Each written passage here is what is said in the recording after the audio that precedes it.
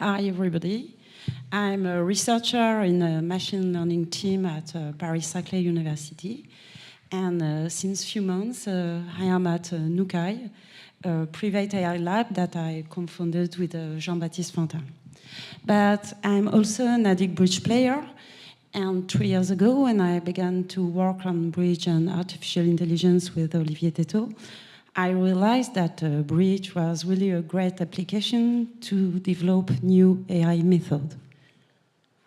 Moreover, there are many paradigms in artificial intelligence, each having its strengths and weaknesses, depending on the task to be performed. And for instance, deep learning is very efficient at performing a lot of tasks, but not all. And our feeling is that one of their flaws being their black box nature. On the other side, symbolic methods have evolved over the years, and they have the huge advantage of providing explanations. But I don't want to say that symbolic approaches are better than numerical ones. I just think that next generation AIs will have a hybrid architecture mixing symbolic and numeric approach. The first question is why researchers can be interesting by games. In games, problems are easier to model and to understand than in real life. Games have a limited number of simple rules. They benefit from an in-depth human analysis over time.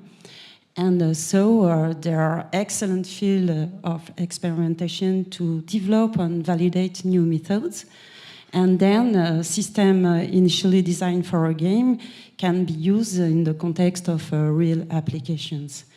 And finally, as you know, games have always been a milestone for AI, so everybody has certainly heard about Deep Blue, AlphaGo, Libratus, developed by respectively IBM, DeepMind, and Carnegie Mellon University.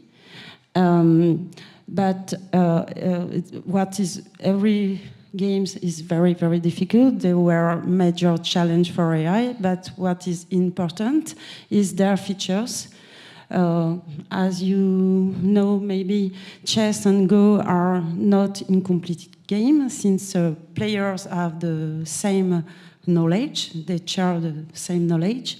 They are both two players game, and they don't need collaboration. Poker is an incomplete information game since player sees only its card. It's a multiplayer game, but the Poker AI Libratus won an event where it was a simplified version of poker reduced to a two-players game. So we need an incomplete information game with more than two players, and that need collaboration. Guess what? We think that that game is a bridge. Moreover, bridge needs some explainability, since it's a rule of the game. At some point, a player must be able to give explanations to opponents. So, bridge still resists to AI, and bridge robots are very far from the best human players. I think that their level is quite similar to those of Go programs before 2006. And according to the need of explainability, solving a bridge will be a big step between AI such as AlphaGo and artificial general intelligence. I will give some basis of the game of bridge, then a brief overview of our project, New Bridge, and then I will focus on a part of the project concerning the rule extraction process. Here is a guess what people think a bridge looks like, but in 2018 it's younger, more modern. There are yearly high-level competitions, like these 3 last World Championships. Bridge is known as the king of mind sports, So I do not deny that the bridge is tough, but now I will try to give you the basis without getting too boring. Bridge is a trick-taking game played with 52 standard cards, and each player has a partner and two opponents, so it's both a collaborative and adversarial game. Cards are dealt randomly to the 4 players, and each player sees only his 13 cards. So it's an incomplete information game. There are 2 steps using different devices, the bidding phase, then the card play. And during the bidding phase, players use the bidding card that can be seen as a coded language used to pass information to the partner about their hand. And the goal is simply it's difficult, but it's simply to reach an optimal contract, the contract specifying the number of tricks among the 13 to be won in the second phase. During the card play, the goal is to fulfill or to defeat for the opposite side the contract reached during the bidding phase. But what makes bridge so difficult and so interesting? In fact, to be a good bridge player, I think that it requires more the skill of a doctor who makes a diagnosis than those of a mathematician. Of course, we need, since bridge is probabilist, have probabilistic reasoning, but a good player requires depth of analysis. A good player must be able to process multi-sources information and to reason with incomplete information. So, now, let's focus on our new bridge project. This project was born in an academic world. I set up AlphaBridge in the Michel Sebag and Marc Schauenauer team at the Laboratoire de Recherche Informatique of Paris-Saclay. And since May 2018, AlphaBridge became New Bridge, and it is a project designed by Nukai to solve the game of bridge by defining hybrid architecture, including both numeric and symbolic AI modules. What is Nukai? Nukai is a private AI lab gathering researchers from different communities. And it has been co-founded with Jean-Baptiste Fantin in May 2018. And our primary goal is to design, to solve the bridge. And we think that if we succeed, it will have a huge impact beyond bridge. Nukai is young, but there is already a rich ecosystem. We have 5 researchers, 4 engineers. We have more and more high-level bridge experts and some academic collaborations and business partners around the world. It's important to say that explainability is at the heart of Nukai, and that the explainable AI method that we are developing will find applications in many real-life fields where explainability is needed, like healthcare, insurance, ecology, climate, etc. The objective of NewBridge is double. Of course, we want to beat the best human bridge players, but we want also to augment human by building a system that will extract human-readable rules, expliciting the reason for the decision-making. From a research point of view, the new bridge architecture combines different AI paradigms like reinforcement learning, both numeric and symbolic one, description logics, planning in a Markov decision process, deep learning, and what I will precise after, inductive logic programming. There are 2 main modules, a computer games one and a symbolic one. And just to present the joint work I did with Yves Costel and Olivier Teto, In 3 years ago, we make a boosting of an existing bridge AI called W Bridge 5, which is designed by the Yves Costel, and the optimized version of W Bridge 5 won the World Computer Bridge Championships. It's a competition, robots vs robots. We have 2 symbolic modules. One is the deductive modules related to the data enrichment of data using methods like linked data, etc. And an inductive module where we want to learn using expressive language. And it is the subject of the last part called rule extraction. This work is a joint work with Swan Legras and Céline Riverol. We presented at the International Conference on Inductive Logic Programming, and the goal was to convince people that the game of bridge was a great challenge also for ILP. What is ILP? ILP is a subfield of machine learning, symbolic machine learning, which use tractable restrictions of first-order logic, like on clauses. And this language can be used to represent both examples, domain theory, and the rules. So the languages are very, very expressive, and with them, objects can be described using attribute, participating in relationships, and events. And it's very good for us because bridge is relational, so it needs this expressivity. And here is a small example where you can obtain some saturation on a simple card, the King of Earth. You can represent the fact that the King of Earth is as for suit Earth and for rank King, and then using prologue rules, you can saturate the King of Earth with the fact that it's major and it is an honor. Here is the opening bit problem that we use as a proof of concept of extraction rules. This problem appears during the bidding process.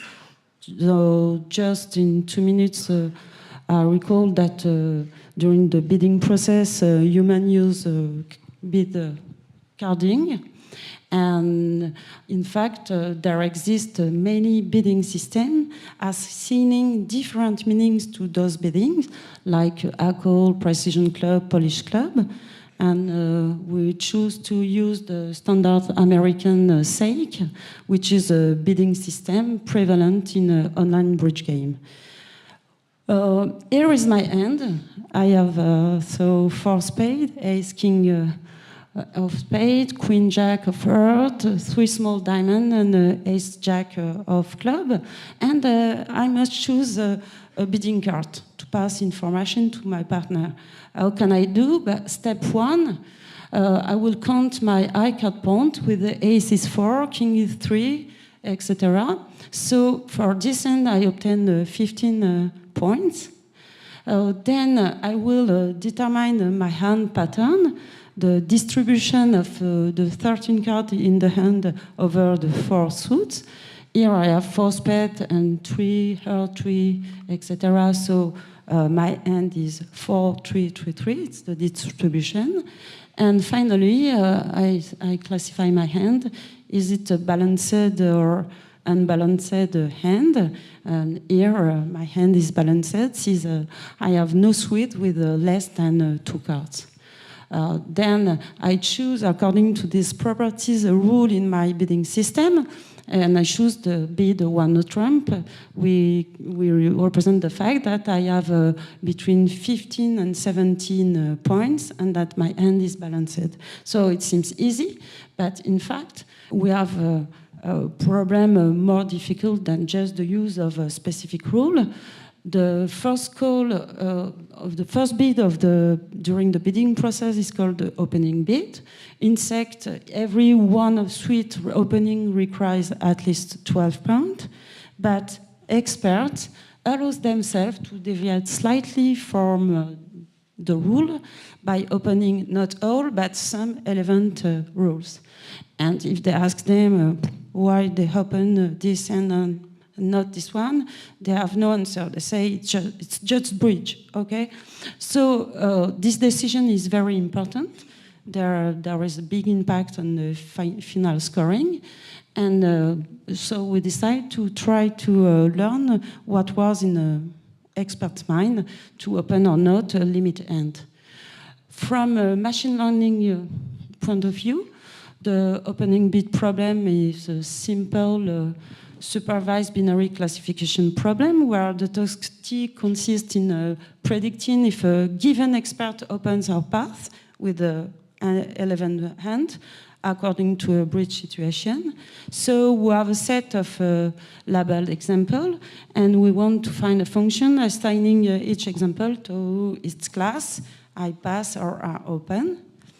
The random set has been obtained by a random generation of 6 sets of example of limit hands, and we ask 4 bridge experts to label using if they use the system requiring 12 points.